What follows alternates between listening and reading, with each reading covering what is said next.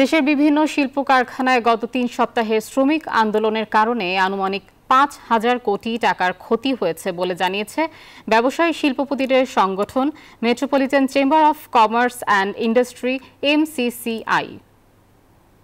রোববার রাজধানীর গুলশানে MCCI কার্যালয়ে গত আগস্ট মাসের পারচেজিং ম্যানেজার্স ইন্ডেক্স বা সূচক PMI প্রকাশ অনুষ্ঠানে সংগঠনটির প্রধান নির্বাহী কর্মকর্তা ফারুক আহমেদ এ তথ্য জানান। বলেন, শ্রমিক আন্দোলনে সারা দেশে শতাধিক কারখানায় হামলা হয়েছে। দ্রুততম সময়ে এটি কমানো না গেলে শিগগিরই অর্থনীতি ঘুরে দাঁড়াতে পারবে না।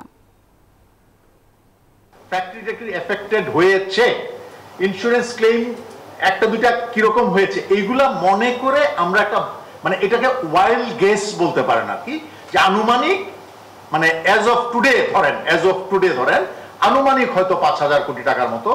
এনজিওর কিস্তি প্রথমবার বিকাশ পেমেন্ট করলেই ২০ টাকা ইনস্ট্যান্ট ক্যাশব্যাক। ক্ষয়ক্ষতি হয়েছে বলে আমাদের ধারণা নাই।